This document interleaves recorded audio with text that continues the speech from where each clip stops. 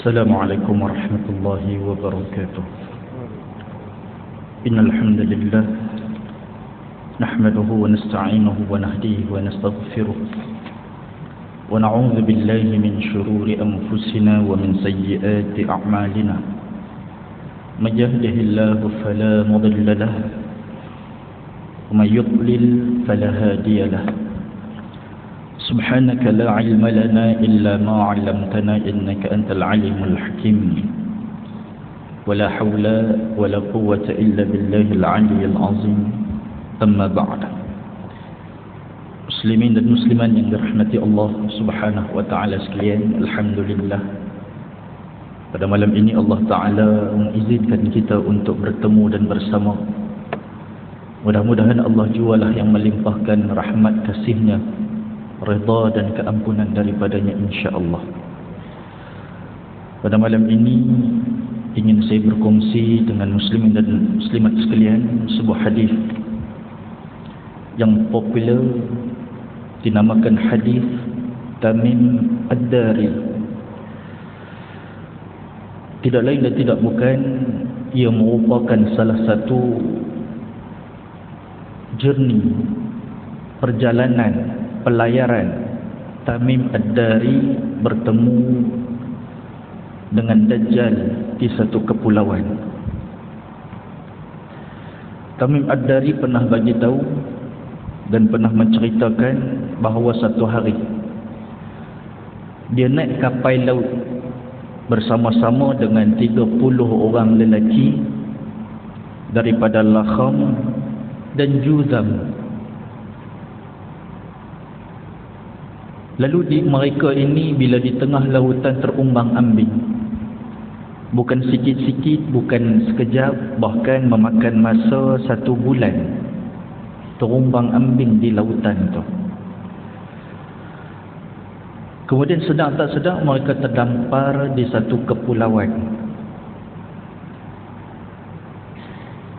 Dan masa itu time nak maghrib lah. Time dia ketika terbenam matahari. Jadi mereka pun duduk di samping kapal itu, di sampan-sampan dia, dan masuk ke dalam pulau itu. Tiba-tiba mereka bertemu satu ekor binatang yang tak pernah tengok sebelum daripada tu, kerana binatang itu berbulu lebat. Nak cerita bulu lebat dia ni sehingga tak tahu mana depan mana belakang binatang ni, haiwan ni. Tak boleh beza, depan belakang sama, dua-dua bulu lebat. Lalu mereka pun kata,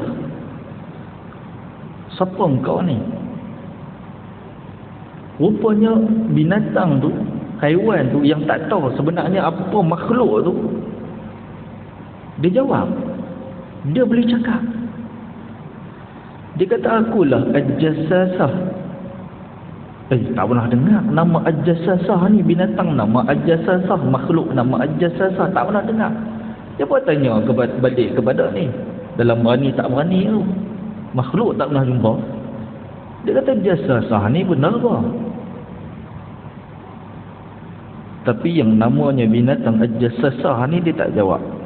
Cuma dia kata, wahai kaum, hampa pergi jumpa satu orang lelaki di satu tempat, di satu biara.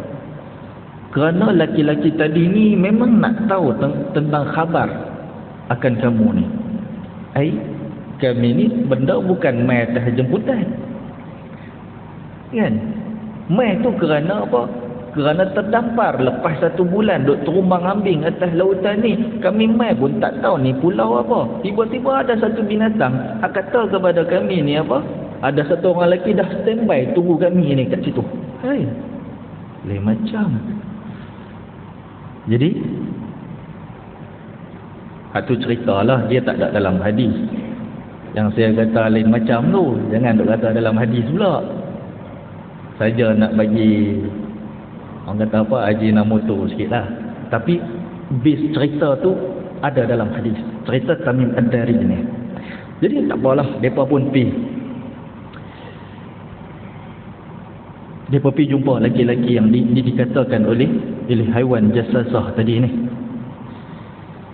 Dan Tamim Ad-Dari kata apa?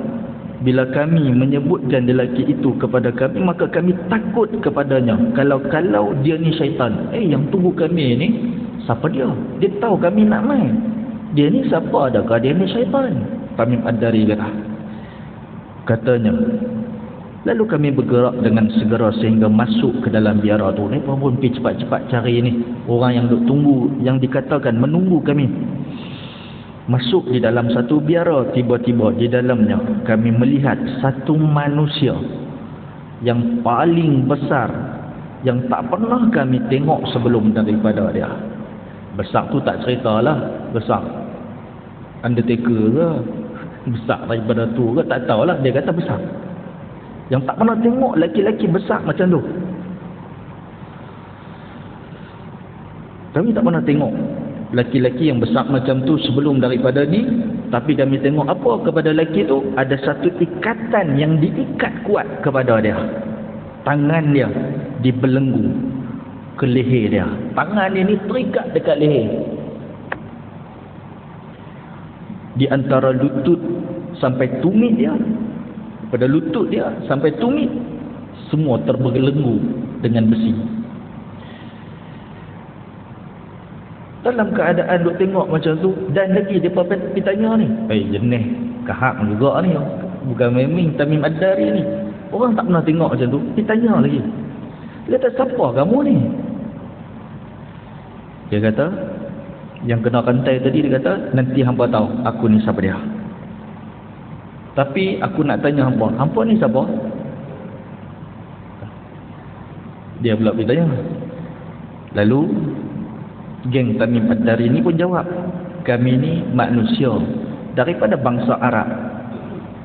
Dia ceritalah dulu kami naik kapal laut, kemudian kami terumbang ambing atas kapal sebulan duduk atas tu, lalu terdampak di pulau ni, dan kemudian kami jumpa dengan satu binatang nama dia Ajasasa. Dia bagi tahu kat kami supaya jumpa dengan hang. Jadi sebab tu kami main sini. Jadi dia tanya lagi, dia kata kami bimbang kalau kamu ni syaitan. Lelaki yang dibelenggu tadi ni, dia tak jawab, dan dia tak bagi tahu dia ni siapa. Cuma dia ajukan beberapa soalan. Dia kata, aku nak tahu tentang keadaan kebun kurma di Baisan. Kebun kurma di Baisan. Geng Tamim Ad-Dari pun tanya, kamu nak tahu tentang apa? Lalu lelaki-lelaki yang kena belenggu ni dia kata, aku nak tanya kepada kamu mengenai pokok kurma dia, adakah masih berbuah? Lalu mereka menjawab, ya, sekarang di ladang kurma Baisan itu masih berbuah. Adapun, lalu kata lelaki tadi yang terbelenggu tadi ni, adapun ia hampir-hampir tidak berbuah. Dia akan jadi satu hari pokok kurma di kebun kurma Baisan tu akan mati buah dia. Dia pula tahu. Padahal dia satu orang lelaki yang terbelenggu di satu kepulauan yang tak tahu di mana. Maka katanya, beritahu aku tentang Tasik Tabariyah. Laki-laki yang terbelenggu tadi ditanya lagi, apa keadaan Tasik Tabariyah lah ni? Tasik Tabariyah atau kita kenal dengan Tasik Tebrias. Sebahagian kata itulah adalah Lake of Galilee yang sekarang ini berada di tengah-tengah kepungan Israel. Palestin, dia memang ada di Palestin, tetapi bila Israel dah masuk, dah kuasai, dia dah rampas sekali dengan Tasik Galilee itu, Tasik Tabariyah. Jadi dia bertanya, nak tahu apa pasal Tasik Tabariyah ini? Lalu katalah lelaki yang terbelenggu tadi, adakah dia masih ada air dalam tasik itu? Dia berkata, ya, sekarang ni banyak air. Dan lelaki-lelaki terbelenggu tadi ni, dia kata hampir-hampir nanti satu hari air dia akan mengering. Dan dia tanya lagi, yang soalan ketiga, bagi tahu aku tentang air mata Zughar. Mata air Zughar. Mata air Zughar. Kami tanya, apa yang kamu nak tahu? Maka kata lelaki yang terbelenggu tadi, adakah mata air Zughar ini masih memancurkan air dia? Maka kami jawab, ya. Ia banyak air dan penduduk pun guna mata air Zughar ini, boleh buat cucuk tanam pula, boleh buat tanaman, boleh buat kebun pula dengan air dia. Maka kata lelaki yang terbelenggu, bagi tahu aku. Soalan yang keempat, soalan gila punya. Dia tanya, bagi tahu kepada aku tentang Nabi Ummi. Siapa lagi kalau tidak Nabi Muhammad sallallahu alaihi wasallam. Dia tanya kepada tentang Nabi Muhammad, apa yang sedang dilakukan oleh Nabi ini. Maka geng-geng Arab Tamim Ad-Dari ni pun dia kata, dia keluar daripada Mekah dan dia ke Yathrib. Dia sudah berpindah ke Madinah. Maka katanya, adakah bangsa Arab memerangi dia? Ada Quraisy dekat Mekah tu, adakah mereka ni tak suka kepada Nabi Muhammad sallallahu alaihi wasallam? Adakah tak suka kepada Nabi Ummiyin? Adakah mereka memerangi, menentang Nabi Ummiyin ni tadi ni? Maka kami jawab, ya, itulah Quraisy yang telah lakukan kepada Nabi Ummiyin. Katanya, apa yang dia lakukan kepada mereka? Maka bangsa Arab ni pun dikata, telah zahir orang-orang yang menolongnya daripada bangsa Arab. Oh, apa yang dia buat oleh Nabi kita, sebahagian daripada bangsa Arab ni dah tolong Nabi kita, Nabi Muhammad, dan juga mentaati atas ajaran Nabi Ummiyin ni. Dia kata kepada mereka, begitukah keadaannya? Maka geng Arab ni berkata, ya, itulah keadaan Nabi Ummi. Katanya, sesungguhnya lebih baik mereka mentaatinya. Ni yang kata lelaki terbelenggu tadi ni, dia mengaku, dia kata sesungguhnya lebih baik mereka mentaatinya, dan aku bagi tahu kepada kamu, aku adalah Al-Masih Ad-Dajjal. Akulah Dajjal, dia kata. Sesungguhnya hampir-hampir aku diizinkan keluar. Aku ni tak lama dah duduk terbelenggu di dalam tempat ni, di pulau ni. Tak lama lagi aku akan diizinkan keluar, dan aku akan berjalan di atas bumi. Tidak ada satu kampung melainkan aku akan datang kepada dia. Tak ada satu tempat pun, tak ada satu daerah, tak ada satu kampung pun yang tak akan dijejak oleh Dajjal ni. Dia mengaku sendiri. Dan dia akan jejak dalam tempoh 40 malam je. 40 malam dia boleh jelajah semua, melainkan Mekah dan Taibah, dia kata. Mekah dan Taibah. Maka kedua-duanya diharamkan ke atasku. Setiap kali aku nak masuk ke dalam salah satu, sama ada Mekah ataupun Taibah, aku disambut dengan malaikat yang memegang pedang terhunus, yang menghalang aku untuk masuk ke dalam dia. Setiap jalan-jalan dan celah-celahnya pun ada malaikat yang menjaga. Tak boleh masuk langsung ke Mekah dan Taibah ini. Fatimah binti Qais, dia kata, Rasulullah berkata di atas mimbar dengan menusukkan tongkat, ini Taibah, ini Taibah. Dan ketika itu Nabi berada di Madinah, mengisyaratkan bahawa Taibah yang dimaksudkan oleh Dajjal tadi ni adalah Madinah. So itu dua tempat yang malaikat tidak dapat yang Dajjal tidak dapat masuk. Muslimin muslimat yang dirahmati Allah Subhanahu wa taala sekalian, Dajjal merupakan satu fitnah yang sangat besar yang akan dilalui oleh bangsa manusia di akhir zaman. Tak tahulah, dia mungkin main zaman kita atau zaman anak kita atau zaman cucu kita atau generasi apa sekalipun, dia akan menjadi fitnah yang amat besar. Sebab itu Nabi SAW sendiri ajarkan kepada kita satu doa untuk menghindar daripada Dajjal. Allahumma inni a'udzubika min fitnatil mahya wal mamat wa fitnatil qubur wa fitnatil masiihid dajjal. Ya Allah, aku minta berlindung denganmu daripada fitnah hidup dan fitnah mati, dan fitnah yang ada di dalam kubur, dan juga fitnah Dajjal. Fitnah ni apa? Malapetaka, bencana yang berlaku.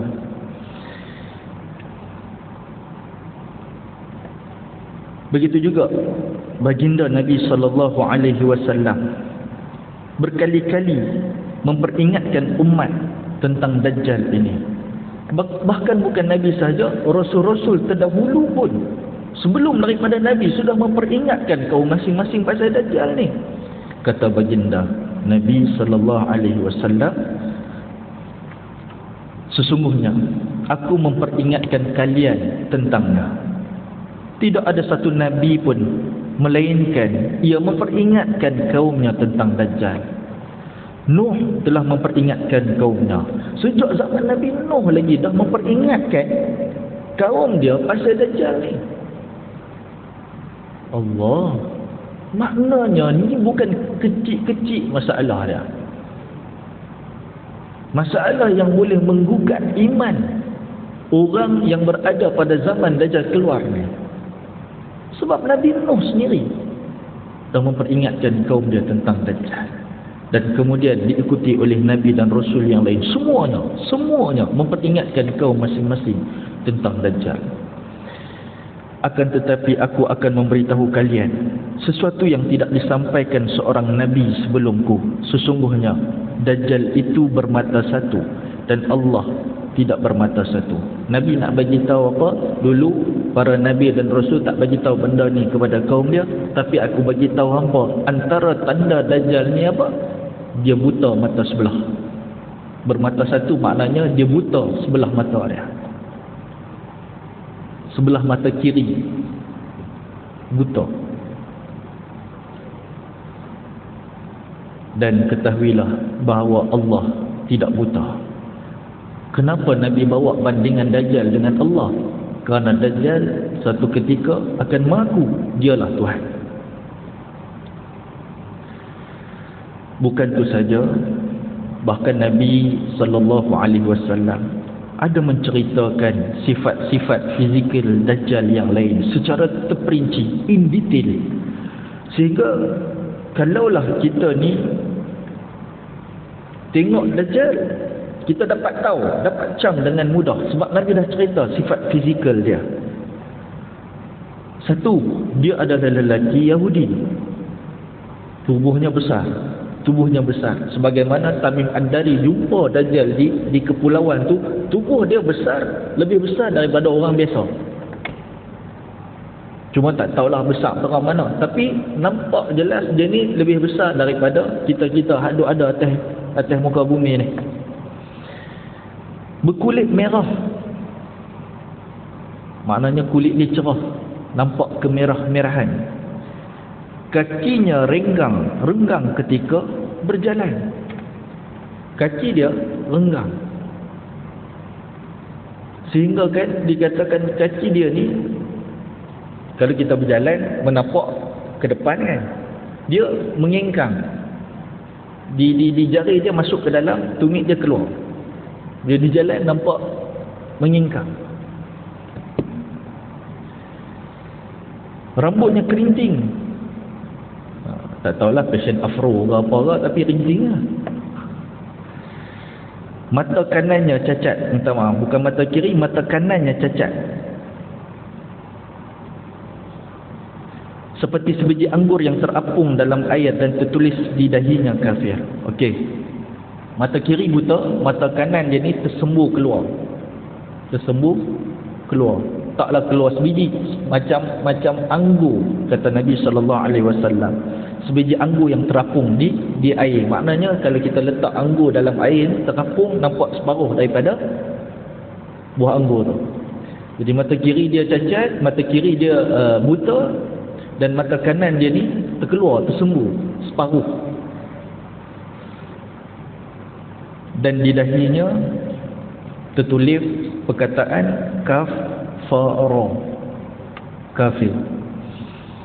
Setiap Muslim dapat membaca tulisan ini dengan jelas, walaupun orang Muslim itu dia buta huruf, tak erti baca, tapi dia akan nampak di tengah-tengah dahi yang nama Dajjal itu tertulis kalimah kafara, kafir.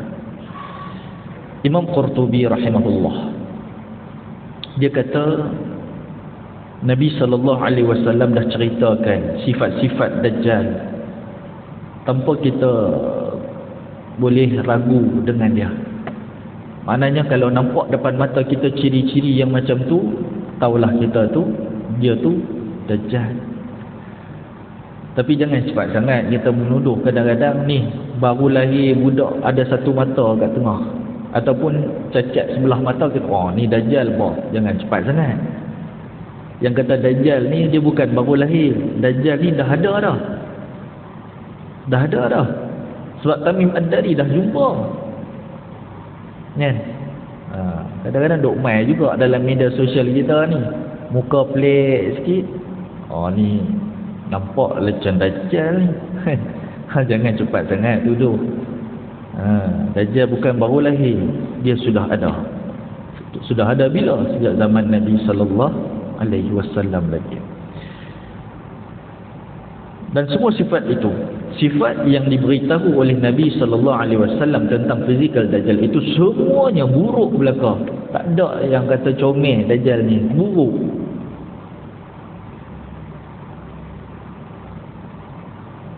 Namun orang yang telah ditetapkan sengsara oleh Allah, Allah sudah tahu ada orang yang akan tetap mengikut pendustaan dan pembohongan Dajjal, akan terpengaruh dengan sihir, dengan pembohongan oleh Dajjal.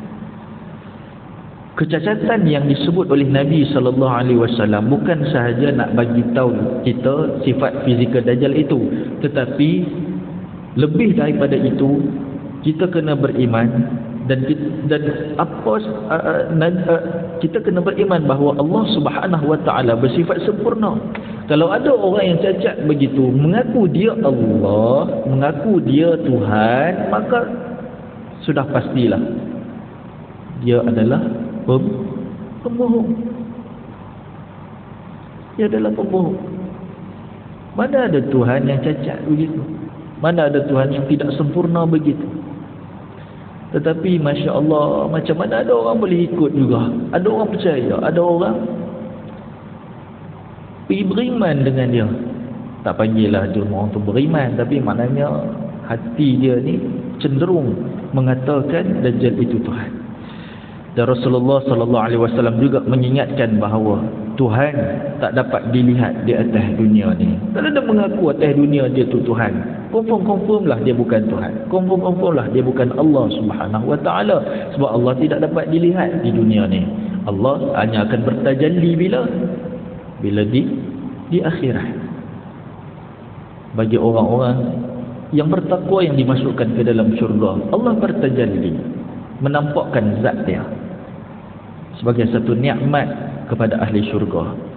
Maka tiba-tiba ada orang mengaku sebagai Tuhan atas dunia ni. Pengikut, ada pengikut.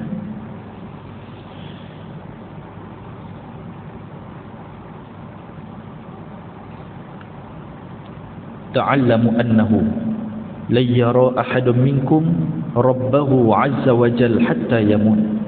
Nabi SAW berpesan, ketahuilah seseorang daripada kamu tidak akan melihat Tuhannya sebelum daripada mati. Sebelum daripada mati. Siapa pun kalau mengaku sebagai Tuhan, bohong belaka. Kerana tidak dapat kita melihat Tuhan sebelum daripada kematian. Al-Hafiz Ibn Hajar dia menyatakan hadis ini nak mengandungi peringatan bahawa pengakuan Dajjal sebagai Tuhan itu merupakan satu pembohongan yang sangat besar. Kerana melihat Allah adalah hanya selepas kematian. Tapi Dajjal ini mengaku Tuhan, padahal semua manusia boleh tengok dia. Nampak? Itu satu pembohongan yang sangat-sangat jelas. Al-Hafiz Ibn Kathir pula, dia mengatakan Dajjal dia tampil first time dia, pertama kali dia sebagai penguasa diktator. Dia tak mengaku Tuhan lagi. First time dia muncul depan manusia sebagai penguasa diktator, kejam. Dan kemudian dia upgrade, mengaku diri dia sebagai Nabi. Dan kemudian akhir sekali dia upgrade lagi, dia mengaku diri dia sebagai Tuhan. Dan Nabi mengisyaratkan bahawa Dajjal akan keluar daripada satu kota di Iran. Daripada Iran. Nama kota itu adalah Isfahan. Siapa-siapa yang pernah pergi Iran, dia tahu itu. Sekarang ni memang ada kota Isfahan ini. Dan di situ memang ada penduduk Yahudi yang duduk. Dan kemudian bila dia terus keluar, diikuti dengan tentera-tentera dia. Dah standby. Tentera dia ni dah standby dah. Duk rekrut dah ni. Duk ada dah.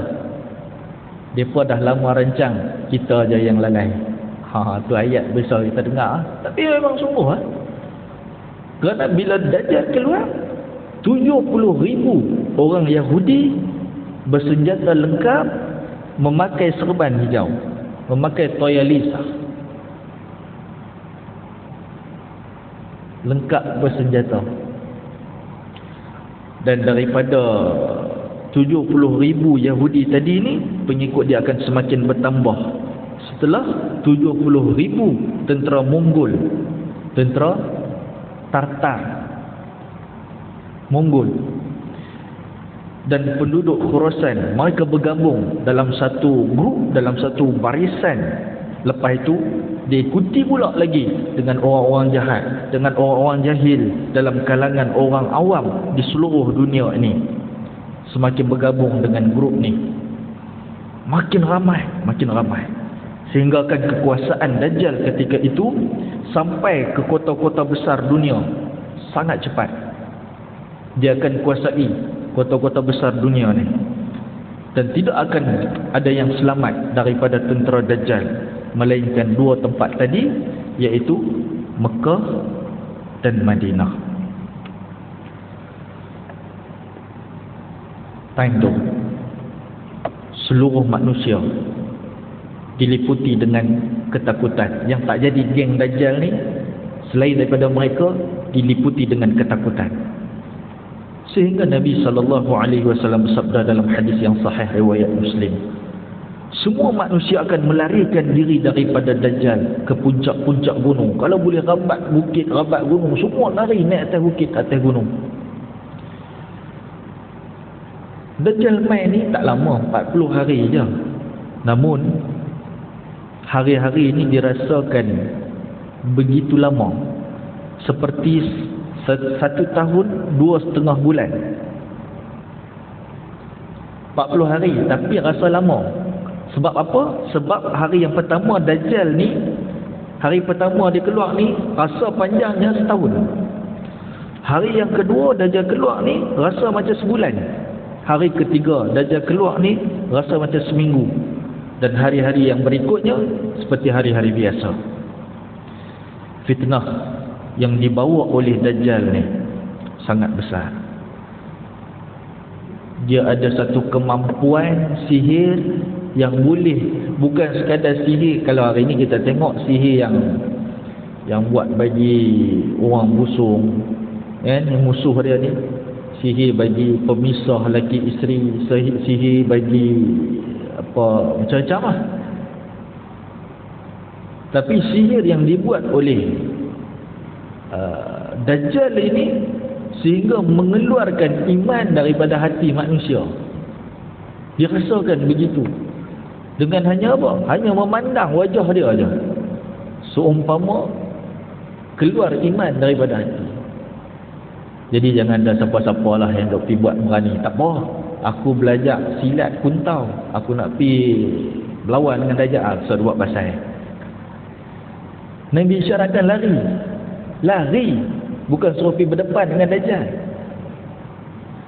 Walaupun kita ni sharpshooter, penembak tepat sekali pun, takkan dapat bunuh Dajjal. Takkan dapat. Apa Dajjal boleh buat? Dajjal dapat menghidupkan, seolah-olah dapat menghidupkan orang mati. Dia pergi jumpa orang, anak siapa hidup, mak ayah kamu yang meninggal tu nak bagi hidup balik, aku boleh buat, kata. Pergi kat kubur, dia bangun kan, bangkit. Yang sebenarnya yang bangkit tu bukan mak ayah kita, tetapi syaitan yang merupa dengan rupa mak ayah kita. Dia pun dah buat bangkit apa semua. Dia tipu daya kita. Oi, ini lain macam boleh bangkitkan orang daripada kubur. Dah memang Tuhan lah sahajalah yang boleh buat jadi. Pergi ikut Dajjal. Dan sebelum keluar Dajjal tu berlaku kemarau. 3 tahun kemarau sebelum keluarnya Dajjal. Tahun pertama 1/3 daripada hujan yang turun tak turun pada tahun tu. Tahun yang kedua 2/3 daripada hujan yang sepatutnya turun tak turun. Tahun ketiga setitik hujan pun tak turun. Kemarau menyebabkan tanaman musnah, ayak tak ada, haiwan mati, manusia menderita. Time itulah bila Dajjal keluar, dia tanya orang, nak apa? Nak hujan? Nak ayak? Sekejap aja dia buat boleh turunkan hujan. Oh, dia kata orang pun hebat macam ni dah semestinya Tuhan, kata. Ikut. Itu yang kata sihir yang dibuat oleh Dajjal. Dan menumbuhkan tanaman dan membawa segunung makanan untuk manusia yang kelaparan. Bila dah kemarau, haiwan mati, tumbuhan mati, makanan tak ada.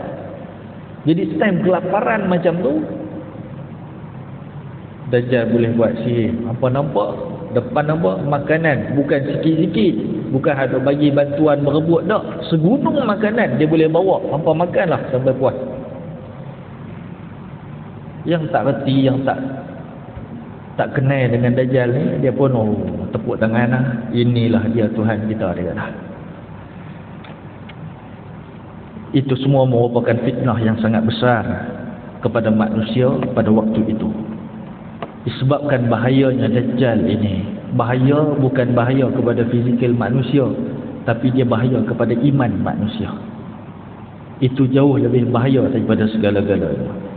Sebab itu Nabi SAW pun ajarkan kita berdoa perlindungan daripada fitnah Dajjal. Kata baginda, siapa yang di antara kamu mendengar berita keluarnya Dajjal, dengar Dajjal mai kat kampung kita ni, oh Dajjal dah mai kat kampung kita, sampai WhatsApp Dajjal dah sampai kat kampung kita ni. Tak tahulah WhatsApp ada ke tak time tu, tapi sampailah berita tu kat kita. Dajjal dah mai kampung kita ni, dah mai sampai TTDI ni dah. Nabi kata kalau kamu mendengar berita keluarnya Dajjal, maka jauhkan diri daripadanya. Ini syarat Nabi, jauhkan diri. Jangan nak pergi cari pasal. Ui, dia dah mai ke? Nak pergi selfie satu. Dia nak cari pasal. Nak pergi selfie ke, nak pergi jumpa, nak pergi tumbuk dia ke, tak boleh. Nabi kata jauhkan diri daripada dia. Sebab demi Allah, satu orang lelaki dia berjumpa dengan Dajjal, bertemu mata dengan Dajjal sambil menyangka dirinya mukmin. Dia rasa aku ni dah kuat dah iman. Jumpa Dajjal, dia buat sihir macam mana pun aku tak percaya kat dia. Dia duk rasa dia ni orang kuat iman lah, orang mukmin. Lalu dia menjadi pengikutnya akibat terpengaruh dengan kesamaran yang dilihatnya. Dia pun, yang ni yang kata sihir Dajjal ni, dia seumpama mengeluarkan iman daripada diri. Bertentang mata je dengan dia, walaupun dia duk sangka aku ni dah kuat iman dah, tahajud tiap-tiap malam dia lah. Takkan aku tak terpengaruh dengan Dajjal lagi. Oh, dia rasa aku Quran ni sebulan sekali khatam, sembahyang jemaah tak pernah tinggal. Takkan jumpa Dajjal aku tak boleh kenal. Dia pun pergi jumpa, duk buat kebaya dia. Nabi kata orang macam ni pun akan melutut bersujud kepada Dajjal kerana terpengaruh dengan sihir dia, dengan kesamaran yang dia buat. Jangan. Dengar je keluar Dajjal, Nabi kata lari.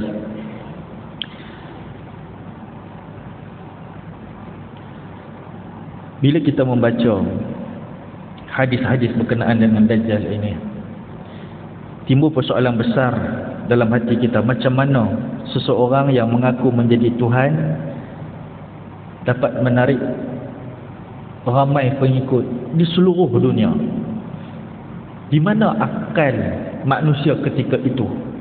Tidakkah mereka boleh membezakan sifat-sifat Tuhan yang sebenar dengan sifat-sifat makhluk? Apatah lagi yang makhluk yang mengaku Tuhan tu macam-macam cacat dilihat kepada dia. Jadi bila dibaca, diteliti kenapa jadi macam tu, satu kesimpulan yang boleh kita buat adalah kejayaan Dajjal banyak dibantu dengan keadaan masyarakat dunia yang ketika itu miskin dengan ilmu, miskin daripada ma'rifatullah, tak kenal dengan Allah Subhanahu wa ta'ala. Miskin dengan ilmu, bukan ilmu sains, ilmu teknologi itu semua makin duk berkembang, tapi ada makin menguncup ni apa? Sifat tentang nak kenal, ilmu yang nak kenal tentang sifat Allah, ilmu yang nak kenal dengan af'al Allah, ilmu yang nak kenal dengan asma Allah. Tak kenal. Kalau tuan-tuan boleh pergi tanyalah budak-budak muda semua, hamba kenal tak dengan Allah? Allah tu macam mana? Allah tu dia kata Ar-Rahman Ar-Rahim. Cantik lah.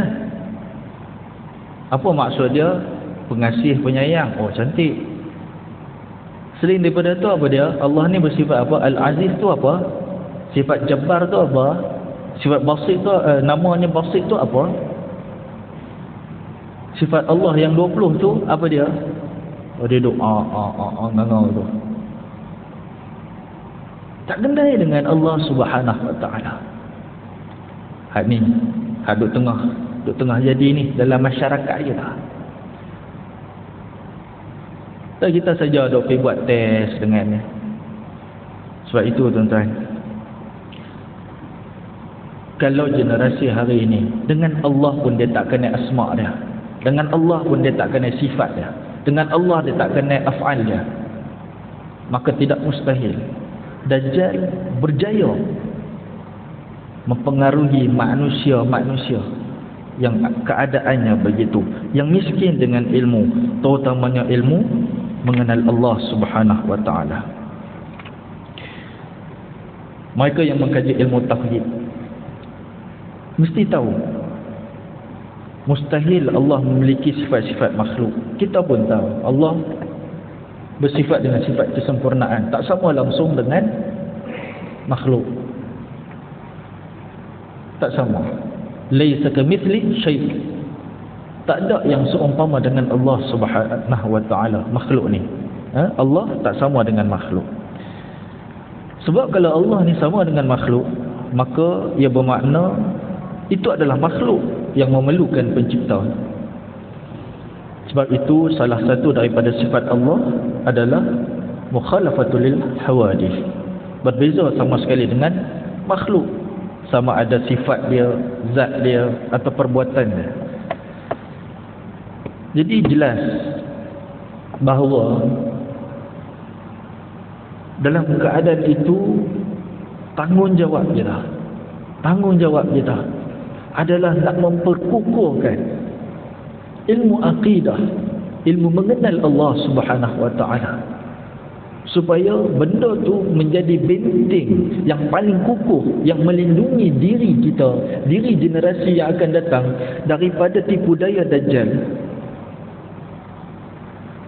Bila Nabi SAW pertama kali mendapat wahyu, itulah yang Nabi buat, memperkenalkan manusia kepada Tuhan yang sebenar, nak memperkenalkan manusia kepada Allah Subhanahu wa ta'ala. 13 tahun di Mekah, itu sahaja yang Nabi ajak.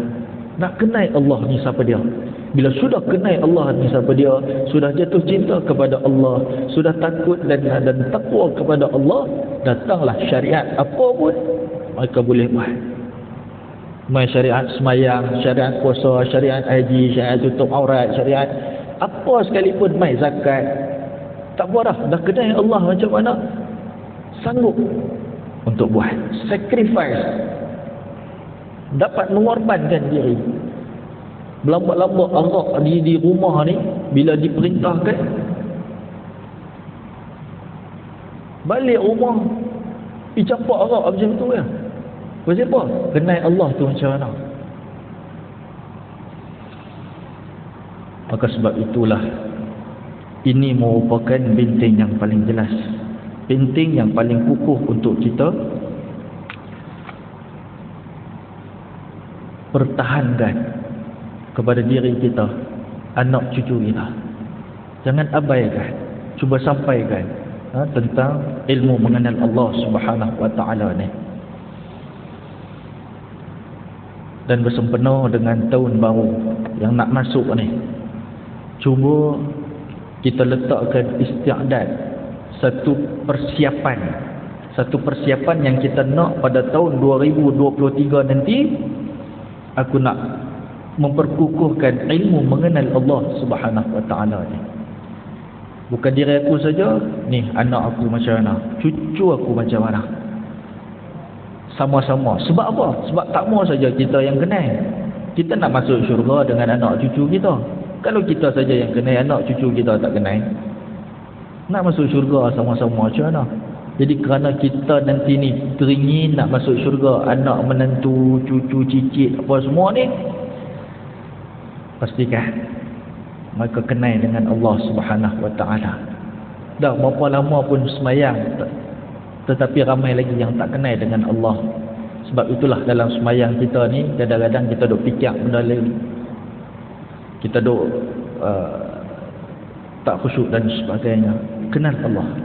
Nah, mudah-mudahan itu menjadi pengajaran kepada kita untuk tahun baru, benteng kepada diri kita, anak cucu kita, untuk lebih mengenal Allah Subhanahu wa taala.